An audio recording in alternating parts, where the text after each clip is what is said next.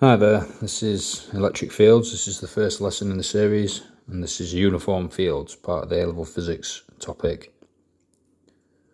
So electric field strength, what is it? Electric field strength it's kind of a region in space whereby an electric charge will experience a force, just like gravitational field strength is, or a gravitational field is where if you put a mass in a gravitational field, it'll experience a force. So it's very similar, it's just electric. It's basically the same, it's just electric rather than gravity, and instead of mass, it's charge. So I'll just give you the equation for it. So the equation electric field strength is E is equal to force over charge. This is the basic one. This is for uniform fields. Remember, this lesson's about uniform fields. So E equals F over Q. So electric field strength, well, forces in newtons and charges in coulombs. So electric field strength is measured in newtons per coulomb. And it's a vector quantity.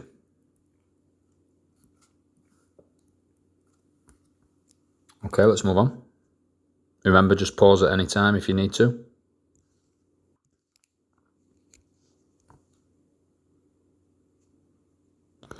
So an electric field is a region in space where electric forces act on electric charge, such as a proton, electron, anything that carries a charge, and we represent an electric field using field lines, just like this. Now this would be a uniform field.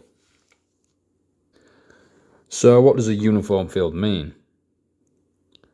Well, a uniform field means that the electric field strength in any position is the same. So the electric field strength, I'm just going to write electric field strength is a constant. We could give it a value, let's say it's 3000 newtons per coulomb. So anywhere in this field, in this region of space, so if we put a charged particle there, or there, or there, or there, it doesn't matter where it is, the electric field strength at that point will be the same. What does change as you go from one side to the other, which we'll come on to later, will be voltage. So let's say the top might be 50 volts, so the bottom would be 0 volts. And the voltage would change as you go across, and I'll go into more detail in that shortly. First of all, let's do a bit of practice with the equation. So the electric field strength is force over charge. There you go. If you want to pause and have a go at this, please be careful. Remember, if you're not sure, I'll just do this now. The micro means times 10 to the minus 6. So micro is times 10 to the minus 6. The little one, milli, times 10 to the minus 3. N for nano, times 10 to the minus 9. And pico, I don't know if you're familiar with this one, but pico would be times 10 to the minus 12. So please be careful with those. Write them down if you need them. Complete this table, then I'll take you through the answers.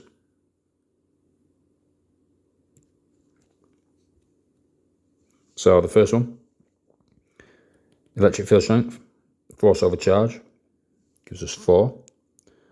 So the next one, charge, would be 50 coulombs. Force should be 48 newtons. And then you have to be careful with the units on the next one. So 0.01 newtons. So in the next one, you've got 9 millinewtons and 300 microcoulombs. So that gives an electric field strength of 30 newtons per coulomb. Next one will be 500 nanocoulombs. You could write 5 times 10 to the minus 7, that's fine. Last one, electric field strength of 1 newton per coulomb. Hopefully you did okay with the units. Let's press forward. So potential gradient in a uniform electric field. So this is what I kind of touched on earlier. So you have a positive plate, negative plate. So you got a voltage on the right hand side and a 0 voltage on the other plate. So like I said earlier, that might be plus 50 volts. This might be 0 volts. And the graph underneath that describes the potential as you move across. Now this would be the distance x. So as X increases, the potential would change in a linear fashion. So that means that smack bang in the middle, you've got 25 volts. Left-hand side, you've got 0. So basically it goes from 50, 49, 48, 47, 46, 25, and keeps going until you're at 0 on the left-hand side. So that gives us another equation as well. So electric field strength from earlier, we know is force over charge, measured in newtons per coulomb. But we can also get electric field strength is potential or voltage divided by the distance that separates the plates. So that would be volts per meter. And those units are equivalent. If you want to do a dimensional analysis and check, feel free, but they are the same. These are the two equations for uniform fields.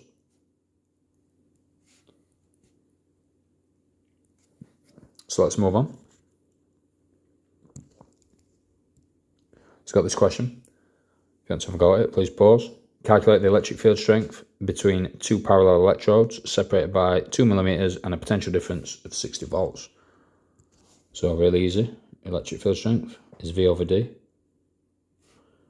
Difference in potential 60 divided by separation of the plates 2 millimeters, 2 times 10 to the minus 3. So that gives an answer of 30,000, or 30 times 10 to the 3. Electric field strength, newtons per coulomb, or you could put volts per meter. Either or. Let's move on. So I've got this one. So if you want to pause. Estimate the potential difference between the base of a thundercloud and the ground if they are separated by 500 meters, and if an electric field of 12 kilovolts per meter is required for a lightning stroke or lightning strike. So it's E equals V over D. And we want potential difference V. So V is ED. Pop them in your calculator. So electric field strength is 12 kilovolts. So 12,000 multiplied by 500 meters, which gives a potential difference of 6 million, or 6 times 10 to the 6 volts, or 6 megavolts. Fairly straightforward. Let's move on. The top information, this stuff, don't really need for now, so just ignore it. We will need it later though, because we're going to do these electric field assessment questions. So if you want to pause and just do question 1. Then I'll take you through the answers. So the first one, is electric field strength a vector or scalar? Definitely a vector. A charge Q of 3.2 times 10 to the minus 19 coulombs has a force of 8.2 times 10 to the minus 15 newtons acting on it because of the presence of an electric field. Calculate the strength of the field. So that would be electric field strength is force over charge. It's pretty straightforward. So 8.2 times 10 to the minus 15 divided by the charge, 3.2 times 10 to the minus 19. So that gives us an electric field strength of 2.56 times 10 to the 4 newtons per coulomb, or volts per meter. So part C. What is the force? So force would just be field strength times charge, F equals EQ. So just multiply them together. So 2.6 times 10 to the 4 times the 4.8 times 10 to the power minus 19. That gives a force of 1.2 times 10 to the minus 14 newtons. Pretty straightforward. Let's move on. Slightly trickier question if you want to pause and have a go. And then I'll take you through the answers. So a particle with a charge of 2 microcoulombs is in an electric field of strength 980 newtons per coulomb. So you got this and this. 3 millimeters from a negatively charged plate.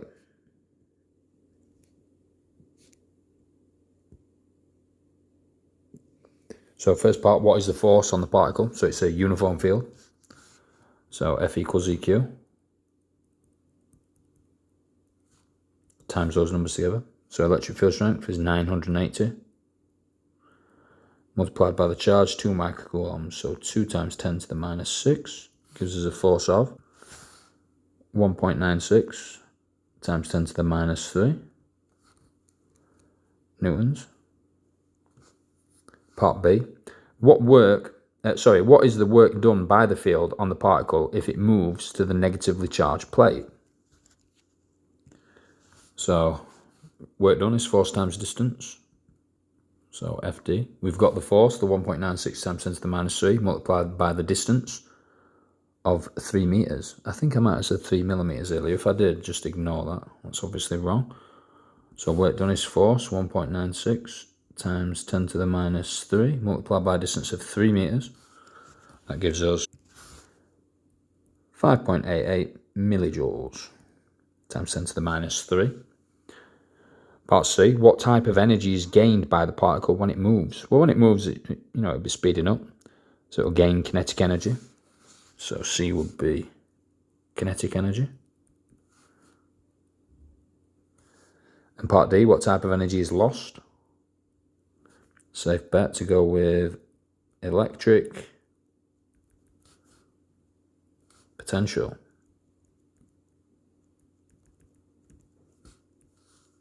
Hopefully that's all okay. Got a few more questions, so have a go at it. Let's go.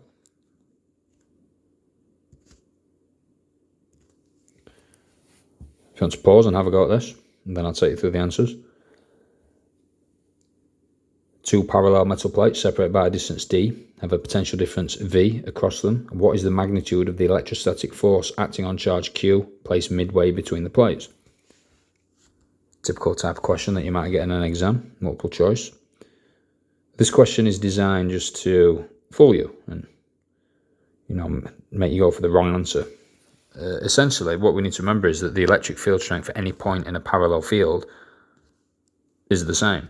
So we've got 2 equations that describe that. We've got E equals V over D. And we've got E equals F over Q.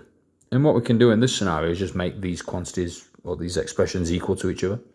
So we end up with V over D equals F over Q. And then rearrange for F, so just times through by Q. So force, therefore force will be equal to VQ over D. So VQ over D will be C. Hopefully you didn't fall for any traps on that one. Let's move on to the next one. And everyone, if you want to pause, have a go. 2 horizontal parallel plate conductors are separated by a distance of 5 millimeters in air. The lower plate is earthed and the potential of the upper plate is 50 volts. So we've got 5 millimeters and we've got 50 volts. Which line A to D gives correctly the electric field strength E and the potential V at a point midway between the plates? So we should know now that in a parallel field, so let's just sketch this one. So we've got plus 50 volts at the top, 0 volts at the bottom, and a distance between of 5 millimeters. So electric field strength, really easy to do, voltage over distance. And remember, it doesn't matter where you are located within the field, the electric field strength will be constant. So that's just simply 50 divided by 5 millimeters, 5 times 10 to the minus 3. And that gives us 10,000, or 10 times 10 to the 3 newtons per coulomb, or volts per meter. Doesn't matter which. So that's 1 times 10 to the 4. Upwards or downwards? It will be downwards because remember, electric fields go from positive to negative. If I haven't made that apparent as of yet, remember that electric field is always positive to negative. So positive to negative at all times. So we've got B and D. And remember, potential, if you remember the graph that we did earlier, would be 50 at the top, and by the midpoint will be 25 volts. So the answer must be B. Hopefully that's okay. Please remember this. This is essential. Right, let's move on.